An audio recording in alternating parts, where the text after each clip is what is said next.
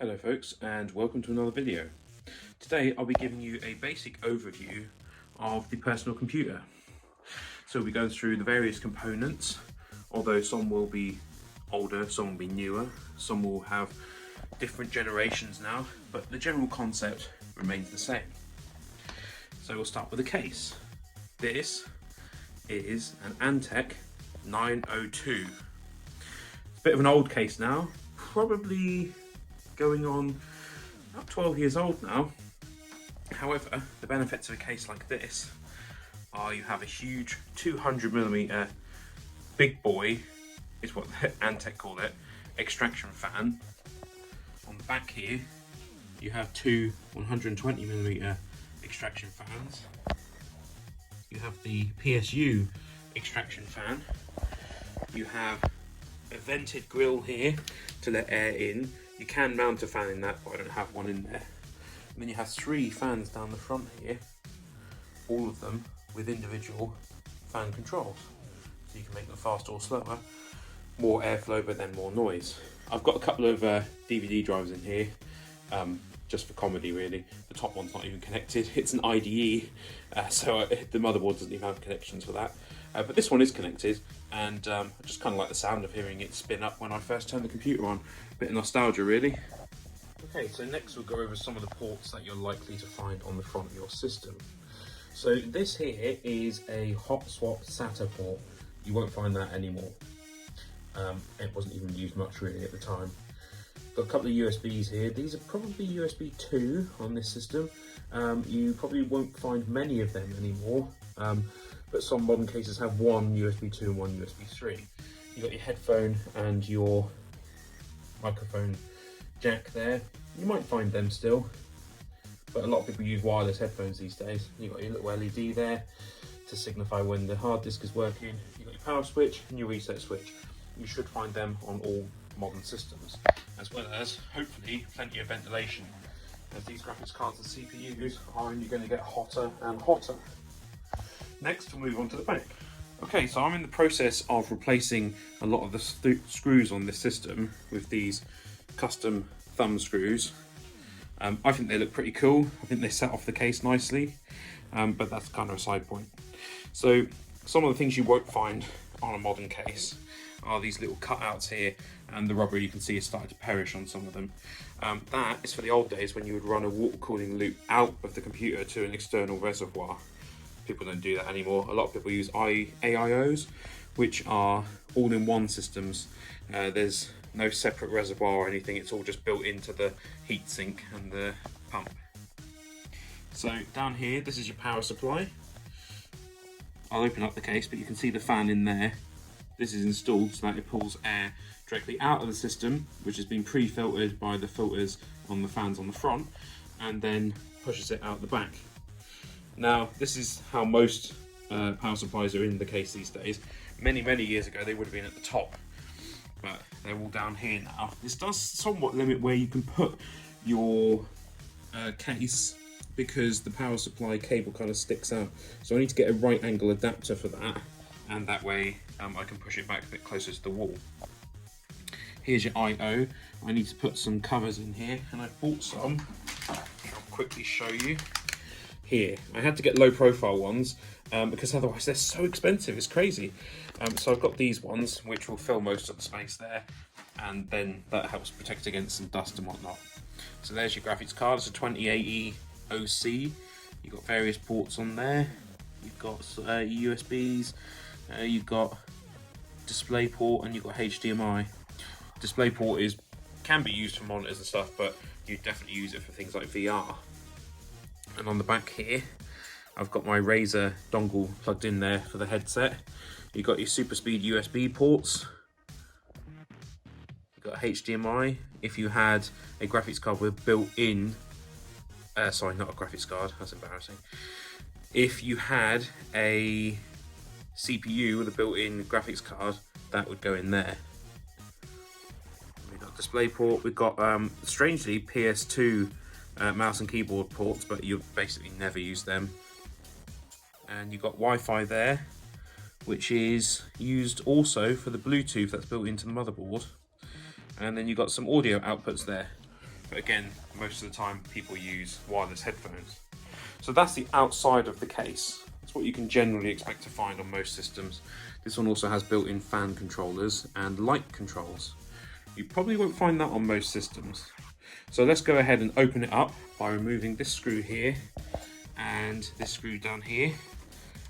As you can see, they're thumb screws, but I'm going to be replacing it with those big, nice coloured ones there. The left-hand side of the case is where you would hide all of your cables. Now, inside this PC is a non-modular power supply, and I'll show you that in a moment. Okay, so here's what I mean by a non-modular power supply. This means all the cables are pre-fitted into it. As such, it can be a little bit more difficult to cable manage because all of the cables are attached all the time. So you run the cables in these little ducts here, and then you bring them out again here, here, and at the top here. So that means they're kind of crammed on the back side of the case there, which kind of bulges the side slightly, but it really can't be helped because there's so many of them.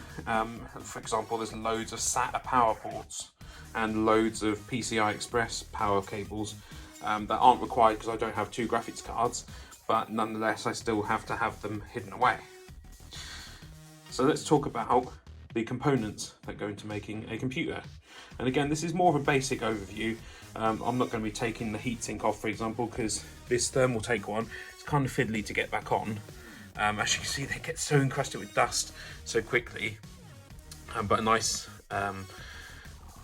can of compressed air will blast that dust away, combined with a vacuum. Just try to avoid touching too many of the components with a vacuum, because it can generate a small amount of static charge, which could potentially damage something, but is unlikely to. So you have your power supply, and all your cables go to your various components. So you have your PCI Express power there that goes straight into your graphics card. You've got your main motherboard power. You have a separate cable there for the CPU power. Then you have your motherboard itself. As you can see, it's quite large. Quite a cool design. Some motherboards these days are entirely shrouded in plastic, so you can't see any of the contact traces and whatnot, but that's a personal choice whether you like that or not. And you can see we have the CPU cooler. It's quite large. It's called a tower cooler, and they provide far superior cooling to what the standard cooler from Intel or AMD would provide, although AMD's are slightly better. You've got your optical media up here. As I said, the top one utilises IDE. I suppose I could get an IDE to SATA adapter, however, I don't really have any intention of using it. I just feel it's kind of period accurate for when this computer was originally built, and although the motherboard and such like obviously aren't period accurate, I do like to keep some of this stuff in here, although I might give the front of that DVD player a little bit of a plastic dip in order to colour it black, just so it fits in a little bit better with the case. So next up you've got your RAM. It's always better to have 2 or 4 sticks in general, because although it won't operate in quad channel mode on this CPU, it will operate in dual channel, and also provides a level of redundancy because we've got 4 8GB sticks. If one of them were to fail, you could take it out and the system would still function. You connect your tower cooler up to a little header there. You should just be able to see it, and that controls the fan based on the temperature of the CPU. Now this is a well ventilated case. Like I said, you've got 1 fan there, 2 there, you've got the one built into the PSU that draws heat out of the system, and you've got 3 fans on the front. So there's a lot of cooling, so this very rarely gets above about 500 RPM in all honesty. And then finally you've got the big boy graphics card. This is a 2080 OC, so it's quite a powerful graphics card. It's not the most powerful, obviously we're on the 40 series now, but that doesn't mean that it doesn't do a really good job, especially if you're playing at 1080p. So I play this on a 1080p LCD television, and with this graphics card I'm able to achieve 60 frames per second, 1080p with full-on ray tracing effects and anti-aliasing turned up. Now if you can hit a bit of DLSS on there, or FSR, you can probably take that even further, but the TV has a 60 Hz refresh rate, so I can't take the refresh rate, the frame rate any higher than that. But 60 FPS is, you know, that's pretty nice. That's what most people like. 144 would be nice, but it's not really worth buying a new television for that unless this one were to break. So as you can see, I've done my best to cable manage and kind of try and keep them hidden away. I think I've done a fairly good job considering it's an older case and this is a non-modular power supply. So you might be thinking, what's the point? You're not going to see inside the case. Well, this one has a plexiglass panel in it, so you will see inside the case. But also, it enhances the airflow. See, because you have these fans in here, if you had cables completely going across, I know this one goes across slightly, but if you had them completely blocking it up, then the fan airflow doesn't really work. Whereas the great thing about this case is that because you've got a fan down here that blows air straight towards your power supply and towards the bottom of the motherboard, and then this fan blows it straight towards your M.2 SSDs, which I should probably talk about. So underneath this heat cover here is one M.2 SSD. That's a 500GB one. Windows is installed on that. And then we have another one here that I need to get a heatsink for, but I haven't just yet. But M.2 SSDs don't matter too much if they run a little bit hot. They don't want to run too cold in general, believe it or not, as there's no moving parts, I guess. That's a 2TB one that stores all my games and whatnot. And so you've got these various fans blowing air straight onto the graphics card, straight onto your ports and your M.2s. And then you have this fan, which blows straight over your RAM, straight onto your CPU, and then the CPU fan blows that air directly out of the case. So that's a good way to set up a case, especially if you don't have a water cooling solution. Now they do water cooling solutions for graphics cards, but that is beyond my level of expertise. I've never tried that. From what I can gather, these things are kind of difficult to take apart. Believe it or not, the graphics card itself is, what you see here is mostly just the cooling solution. So the graphics card itself is actually just a thin piece of PCB with some chips and stuff on it and power delivery. It's getting all of that cooled again. That's quite difficult. There'll be a lot of pads and things on there that touch those components that need to make contact to cool them, and it can be hard to get that set up again with water cooling. But generally graphics cards are quite efficient. They don't necessarily need water cooling unless you're going to really overclock them. As you can see, the standard cooling, got big old heat pipes in there and fans and whatnot. So the CPU though, that does need a decent amount of cooling.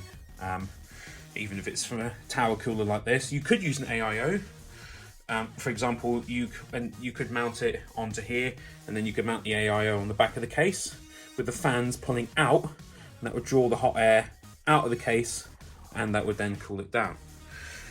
Now, another quick thing I should get into is fan orientation. So, the backs of the fans here is where you would normally have a brand, and you can see there, that's the grill. That's what they call the grill, those bits there. So if the grill is facing away from you, then you're drawing air this way, away from you, like that. So that's the general rule of thumb. So you want all the fans facing the same way. You want the front ones facing the same way as these, because then you're pulling air right through the system. And the same with this. See, the logo is on the front there, so this is pulling air through the CPU cooler, and then that pulls it through and out the back of the case. So you have basically, this is what we would call either a negative or positive pressure system. Depends on what sort of, I'd say it probably goes more negative pressure, because there's a big extractor fan there, 2 extractors there. That one pushes air out, and so does this one. But you only have 3 on the front pulling air in. Not many differences, to be honest, on negative and positive pressure systems. Provided you've got airflow, that is the main thing, to be honest. Some people say negative pressure is better for stopping dust build-up. I haven't personally found that to be the case. Dust still builds up in the system, even with lots of filters and whatnot. So, a couple of things I'm going to do to make this a more cool looking system. For me, I'm going to replace some of these screws here on the motherboard. These go into little brass standoffs. You need the standoffs, because if you don't have them, the motherboard would touch the tray directly and then continuously short out and possibly even break. So I can't really show you that too well, but they go into little metal standoffs. This is one of the holes that would have been occupied by a standoff, but this motherboard is slightly different in its design. And you can see you screw into those, but those screws are kind of boring. So I kind of want to see if one of these will work. It might be too wide it might make contact with the board, so I might not be able to use that. If not, I'll probably try these. These have got a thinner base to them, so if I just take one of them out a second, actually they're really in there, so I'll just show you one that I've already got. So this is the kind of thing I'd like to replace them with. There's no real tangible benefit, I just think it looks cooler, but not one that long, that is longer than the actual stand lock on the bottom. But I'd like to replace it with ones like that because I just think that would look quite cool. So that's a basic overview of a fairly modern computer case and system. Now you might say, is it worth getting a smaller case? This case is big. It is big. It's made of steel. It is really heavy. So maybe it's better to get an aluminium case or use water cooling. Perhaps it is. Perhaps you can get a smaller case as well, and then this would be less heavy. For me, I kind of like the really big cases. It gives you plenty of room to work. As you can see, there's tons of room around here to hide the cables up and whatnot. It actually gives you the option to have optical drives if you want them. I think a bigger case for me personally is worth it. You got all this extra room in here. I just think it looks cool, and it's a very decent case, very sturdy, plenty of airflow. A lot of modern cases have next to no airflow, and that is really damaging for your components, especially things like CPUs that run very hot. So that's my basic overview of computing. If you've got any questions, please leave them in a comment, and I'll endeavour to do my best to get straight back to you on that. I'm going to now insert these screws into the system, and that will then, I'll put a video, not a video, my apologies, I'll put a picture at the end so you can see how that looks and tell me if you think that looks cool or not. Anyway, thank you very much for watching. I hope it's been informative, at least to some degree.